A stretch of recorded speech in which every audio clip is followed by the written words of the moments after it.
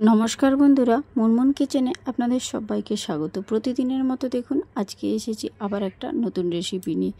दुर्दान्त स्वादेर एकटा रेसिपि निये हाजिर। एखाने देखुन दु बाटी परिमाणे आटा निये नियेछि और आटाटा आमि एखाने दु बाटी नियेछि। तो आपनारा आपनादेर परिवारेर सदस्य संख्या अनुयायी आटार परिमाणटा एकटु बाड़िये बा कमिये निते पारेन। तो एबारे देखुन एई आटार मध्ये आमि दिये दिচ্ছি स्वाद मतो लवण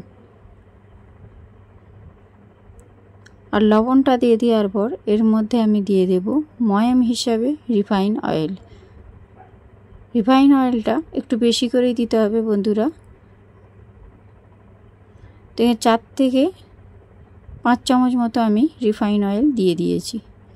আর এখানে দেখুন নিয়ে নিয়েছি 25 গ্রাম মতো চিনে বাদাম। বাদামটা দেখুন এখানে আমি একটা ছোট বাটির এক বাটি নিয়ে নিয়েছি। এবারে এই বাদামটাকে একটু লালচে করে ভেজে নিতে হবে। তার জন্য দেখুন গ্যাসের উপর একটা কড়াই বসিয়ে দিয়েছি আর তার মধ্যে দিয়ে দিচ্ছি বেশ কিছুটা পরিমাণে রিফাইন অয়েল। রিফাইন অয়েলটা ভালো করে গরম হয়ে গেলে এর মধ্যে দিয়ে দেব 1 চামচ পরিমাণে গোটা জিরে আর জিরেটার সঙ্গে দিয়ে দিচ্ছি একটা গোটা শুকনো লঙ্কা। আর আপনারা এখানে শুকনো লঙ্কার পরিবর্তে কাঁচা লঙ্কাও ব্যবহার করতে পারেন। আর জিরে আর লঙ্কাটা যখন একটু লালচে করে ভাজা হয়ে যাবে তখন দিয়ে দেব এর মধ্যে বাদামটা। বাদামটা আমি খোসা সহই দিচ্ছি। তো আপনারা চাইলে এই বাদামের খোসাটাকেও কিন্তু ছাড়িয়ে নিয়ে সেই ছাড়ানো বাদামটাও দিতে পারেন। তো খোসা সহ বাদামটা দিয়ে ভালো করে বাদামটাকে লালচে করে ভেজে নিতে হবে। আর বাদামটা যখন ভাজা হয়ে যাবে শেষে দিয়ে দিতে হবে কারি পাতা। আর কারি পাতাটাকে দিয়ে খুব ভালো করে বাদামের সঙ্গে নেড়ে চেড়ে ভেজে নিচ্ছি বন্ধুরা। আর যখন এই বাদামটা ভাজবেন একদম লো ফ্লেমে রেখে বাদামটা ভাজার চেষ্টা করবেন, কারণ হাই ফ্লেমে থাকলে বাদামটা ভালো ভাজা হবে না, ওটা কাঁচা থেকে যাবে। এখন দেখুন সুন্দর লালচে করে বাদামটা আমার ভাজা হয়ে গিয়েছে। এবার এটাকে তুলে একটা পাত্রের মধ্যে নিয়ে নিচ্ছি। নিয়ে এই বাদামটাকে কিন্তু ঠান্ডা করে নিতে হবে বন্ধুরা। 5 থেকে 10 মিনিট এটাকে রেখে দেবো। রেখে দিলেই কিন্তু সুন্দর ঠান্ডা হয়ে যাবে। এখানে দেখুন এটা সুন্দর ঠান্ডা হয়ে গিয়েছে। এবারে এখানে একটা মিক্সির বোল নিয়ে নিয়েছি। তার মধ্যে ভেজে রাখা বাদাম, কারি পাতা আর শুকনো লঙ্কা সবটাই নিয়ে নেব। তবে শুকনো লঙ্কার যে বোখাটা রয়েছে ওটাকে কিন্তু কেটে আমি বাদ দিয়ে দিলাম প্রথমে। তারপরে ভেজে রাখা বাদাম আর কারি পাতা আর জিরেটাকেও কিন্তু ওই মিক্সির মধ্যে দিয়ে দিলাম। দিয়ে দেওয়ার পর মিক্সির ঢাকনাটা লাগিয়ে দেব। দিয়ে সুন্দর একটা মিহি পেস্ট আমি বানিয়ে নিচ্ছি। তো এখানে দেখুন বাদামের পেস্টটা সুন্দরভাবে আমার রেডি হয়ে গিয়েছে। তো কীরকম হয়েছে এটাকে আপনাকে হাতের সাহায্যে তুলে দেখিয়ে দিচ্ছি। একদম মিহি করে আমি কিন্তু এটা পেস্টটা বানিয়ে নিয়েছি। এবারে এখানে দেখুন আমি যে আটাটা নিয়েছিলাম আর রিফাইন অয়েল দিয়ে রেখেছিলাম আর লবণ দিয়ে রেখেছিলাম, সে আটার মধ্যে পেস্ট করে রাখা যে বাদামটা যেটা আমি পেস্ট করলাম সেই সম্পূর্ণটাই দিয়ে দিচ্ছি। আজকের রেসিপিটা দুর্দান্ত স্বাদের হতে চলেছে আর এটা খুবই স্বাস্থ্যের পক্ষে উপকারী একটা রেসিপি। আর অনেকেই দেখবেন বাদাম খেতে পছন্দ করেন না, তাদেরকে এইভাবে বাদামটাও খাওয়াতে পারবেন। আর বাদামের একটা সুন্দর নিজস্ব গন্ধ রয়েছে আর বাদামের থেকেও একটা তেল ছেড়ে বেরিয়ে আসে। তো এইভাবে দেখুন বাদামটা দেওয়ার পর আটার মধ্যে শুকনো অবস্থায় সব কিছু ভালো করে আগে মিশিয়ে নিতে হবে। লবণ, বাদাম আর যে রিফাইন অয়েলটা দিয়েছিলাম সব কিছু ভালো করে মিশিয়ে নিয়েছি। এবারে অল্প অল্প করে জল দিয়ে একটা সুন্দর ডো তৈরি করে নিতে হবে। সাধারণত যেভাবে আমরা রুটি পরোটা করার সময় আটা মেখে থাকি সেইভাবেই কিন্তু ডোটা তৈরি করতে হবে। আর একসঙ্গে কিন্তু বেশি জল দিতে যাবেন না, তাহলে ডোটা একেবারে নরম হয়ে যাবে। তখন যে রেসিপিটা আমি বানানোর চেষ্টা করছি সেটা কিন্তু একদম পারফেক্ট হবে না। তো এইভাবেই আমি যেভাবে অল্প অল্প করে জল দিচ্ছি সেইভাবেই জল দিয়ে এই ডোটা সুন্দর করে মেখে নেবেন। তো এখানে আমি প্রথমে 1 গ্লাস জল দিয়েছিলাম, তারপর আবার এর মধ্যে দিয়ে দিচ্ছি হাফ গ্লাস পরিমাণে জল। তো মোটামুটি এখানে 1.5 গ্লাস মতো জল লেগেছে। দিয়ে সুন্দর করে আমি ডোটা মেখে নিচ্ছি। এখন দেখুন ডোটা আমার সুন্দরভাবে মাখা হয়ে গিয়েছে আর ডোটা দেখে বুঝতে পারছেন কতটা পরিমাণ সফট হয়েছে। ঠিক এইভাবেই ডোটাকে আপনাদেরকেও মেখে নিতে হবে। তো প্রথমেই যদি বেশি করে জল দিয়ে দেন তাহলে এইভাবে এত সুন্দর ডোটা মাখা যাবে না। তো ডোটাকে তৈরি করার পর হাতের সাহায্যে খুব ভালো করে এইভাবে মেখে নিতে হবে। মাখানোটা যত ভালো হবে রেসিপিটা ততটাই একেবারে নরম হবে। তো এখানে দেখুন সুন্দর করে ডোটা আমি মেখে নিয়েছি আর হাতে দেখুন একটুও জড়িয়ে যাচ্ছে না। এবারে এটাকে ঢাকনা দিয়ে রেস্টে রেখে দেবো 15 মিনিট মতো। 15 মিনিট পর আমি আবার ফিরে আসছি। তো দেখুন 15 মিনিট এটাকে রেস্টে রেখেছিলাম। এখন এটাকে দেখুন আঙুলের সাহায্যে দেখে নিচ্ছি এটা কতটা নরম হয়েছে। এটা একদম পারফেক্টভাবে রেডি হয়ে গিয়েছে। এবারে এর মধ্যে থেকে আমি আবার একটু মেখে নিচ্ছি। তো আমি আগেই বললাম না যে আটাটা যদি খুব ভালো করে মাখা হয় তাহলে রেসিপিটা খুব সুন্দর সফট হবে।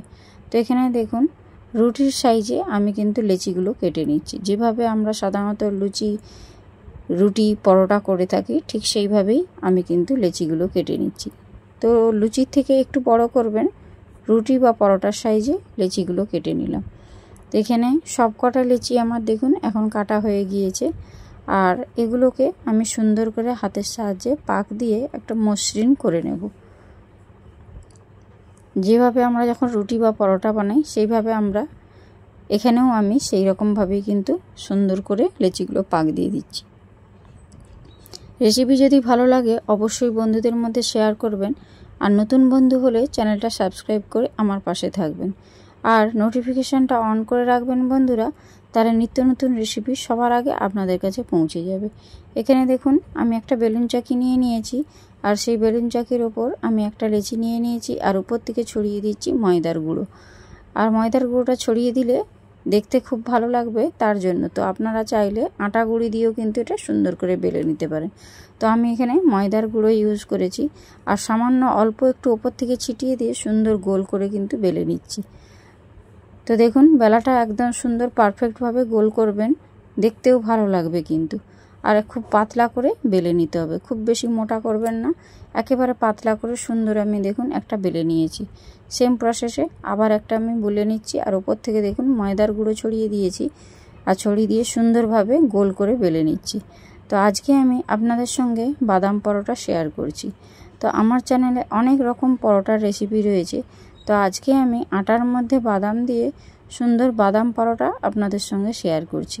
পরোটা তো অনেক রকম খেয়েছেন, তো একবার এইভাবে বানিয়ে খাওয়ার জন্য অনুরোধ রইল। আর দেখুন এখানে গ্যাসের উপর একটা ননস্টিক তাওয়া বসিয়ে দিয়েছি। তাওয়াটা খুব ভালো করে আগে গরম করে নিয়েছিলাম। তারপর এবারে দেখুন উল্টে পাল্টে প্রথমে আমি সেঁকে নিচ্ছি। প্রথমে আগে ভালো করে পরোটাগুলোকে সেঁকে নিতে হবে। উল্টে পাল্টে আগে প্রথমে সেঁকে নেবেন। আর সেঁকে নেওয়া হয়ে গেলে দেখবেন একটু লালচে ভাব যখন উপর থেকে হয়ে আসবে তখন এবার রিফাইন অয়েল ছড়িয়ে দিচ্ছি। আর রিফাইন অয়েলটা চারধারে ছড়িয়ে দেওয়ার পর স্প্যাচুলা দিয়ে এভাবে তেলটা বুলিয়ে দিলাম আর অপর সাইডটা উল্টে নিলাম। আর উল্টে পাল্টে দেখুন লালচে করে আমি ভেজে নেব। তো এই পরোটাগুলো ভাজতে কিন্তু বেশি তেলের প্রয়োজন হবে না। দেখুন আমি 2 চামচ তেল দিয়েছি, কারণ যেহেতু বাদাম আছে, বাদামের একটা নিজস্ব তেল আছে, সে অটোমেটিক কিন্তু এর মধ্যে একটা তেলতেলে ভাব চলে আসে। তার জন্য এখানে বেশি ভাজতে তেল লাগবে না। তো এখানে দেখুন সুন্দর লালচে করে আমার একটা পরোটা ভাজা হয়ে গিয়েছে। এটাকে তুলে একটা সাইডে রেখে দিলাম। আর সেম প্রসেসে দেখুন আবার একটা পরোটা আমি ভেজে নিচ্ছি। আর উল্টে পাল্টে দেখুন পরোটাটাকে প্রথমে আমি সেঁকে নেব। প্রথমেই তেল দিতে যাবেন না, প্রথমে আগে এইভাবে সেঁকে নেবেন। তো সেঁকাটা হয়ে গেলে ওপর থেকে এইভাবে দেখুন আবার আমি রিফাইন অয়েল ছড়িয়ে দিচ্ছি। তা আপনাদের বোঝার সুবিধার্থে আমি দুটো ভেজে দেখিয়ে দিলাম। তো দেখুন একটা সাইডে এইভাবে তেলটা দিয়ে বুলিয়ে দিয়েছি। 1 চামচ দিয়েছিলাম, আবার 1 চামচ দিয়েছি, মোট 2 চামচ তেল দিয়ে দেখুন আমি পরোটাগুলো ভেজে নিচ্ছি। একদম লালচে করে পরোটাগুলো ভেজে নিচ্ছি। তারপর ভাজা হয়ে গেলে এগুলোকে তুলে একটা পাত্রের মধ্যে রেখে দেব। তো দেখুন দুটো সাইড পুরোপুরি লালচে হয়ে গিয়েছে। এখন এটাকেও তুলে নিলাম। সেম প্রসেসে বাকি যতগুলো ছিল একই রকম প্রসেসে আমি ভেজে নিয়েছি। এবারে দেখুন সব কটা পরোটা আমি একটা প্লেটের মধ্যে সার্ভ করেছি। দেখতে কত সুন্দর হয়েছে না? আর এটাকে আরও সুস্বাদু বানানোর জন্য, বিশেষ করে বাচ্চাদের জন্য একটু চটপটা বানানোর জন্য ওপর থেকে সস দিয়ে ছড়িয়ে দিয়েছি। আর এটাকে দেখুন সুন্দর করে রোল করে নিচ্ছি। এইভাবে আপনারা বাচ্চাদের টিফিন বক্সেও কিন্তু দিতে পারেন, বা স্কুল অফিসে লাঞ্চ বক্সেও আপনারা এইভাবে দিতে পারেন। তো কার কার আমার রেসিপিটা ভালো লেগেছে অবশ্যই লাইক কমেন্ট করবেন, আর করে বন্ধুদের মধ্যে প্রচুর প্রচুর শেয়ার করে দেবেন। দেখুন বন্ধুরা কত সুন্দর হয়েছে, আর কতগুলো পরোটা আমি এইভাবে বানিয়ে নিয়েছি। পরোটাগুলো এতটাই নরম হয়েছে, আর দেখুন হাতের মুঠোর মধ্যে চলে আসছে, এতটাই নরম হয়েছে। তো আজকের মতো ভিডিওটা এখানেই শেষ করলাম। Tata, bye bye.